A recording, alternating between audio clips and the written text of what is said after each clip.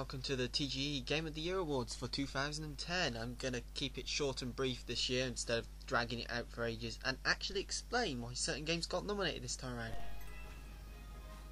Right, the first nomination is Super Mario Galaxy 2 for the Nintendo Wii. If I'm being honest, it's the best Wii game I've played. It's probably the best Mario 3D platformer out there with Sunshine for me, personally.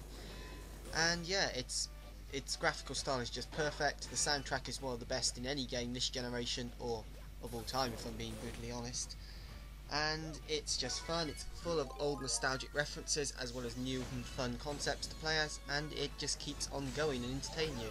Even if you've got the first 120 stars, there's still another 120 or so to get. So yeah, great fun, very entertaining.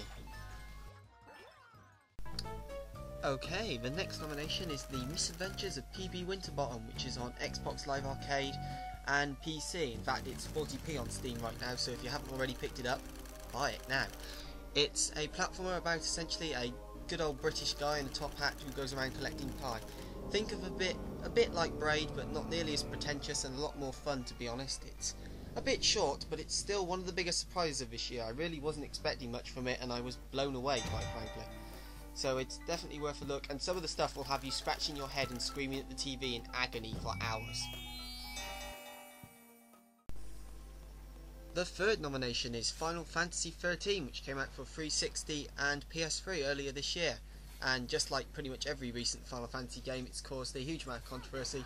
Some people hated it, some people loved it. I was personally in the latter. The soundtrack was excellent, it looked absolutely stunning for pretty much every chapter. I think the fifth or sixth one, well no, both of them, sorry, the fifth and sixth ones were particularly stunningly beautiful. Pulse was a great place to explore and have great fun in, and even if it was a bit linear, it allowed the story to really shine and the gameplay was still quite fun. So yeah, a good entry. Probably my favourite Final Fantasy behind 8. The fourth nomination is Call of Duty Black Ops, which came out for pretty much every platform under the sun. I know, some of you are probably going, Call of Duty, But to be honest, it was the best entry in the franchise since Modern Warfare several years ago. The multiplayer finally got all the flaws balanced out pretty much, and was an enjoyable experience, although RC cars can sod right off. The single player campaign was trippy as hell, but very much fun because of it. And here's hoping that Treyarch managed to do a good job and keep the game up to date in the future, no matter what happens to the Call of Duty franchise in the years to come. The final nomination, and another unusual one, is Picross 3D, which came out for the DS very much near the start of the year. It's an addictive little puzzle game that pretty much enthralls everyone who plays it. It's got a lot of stuff in it. I believe there's over 350 puzzles, and it's a sleeper hit of the year, really. It was just good fun to play through. Even if it didn't have the same Nintendo sheen that the original Picross DS did, it was still very much worth every penny I paid for it. And yeah, I've just kept coming back to it throughout the year, and I still haven't beaten it. Sodding hard mode puzzles I can't clear in time.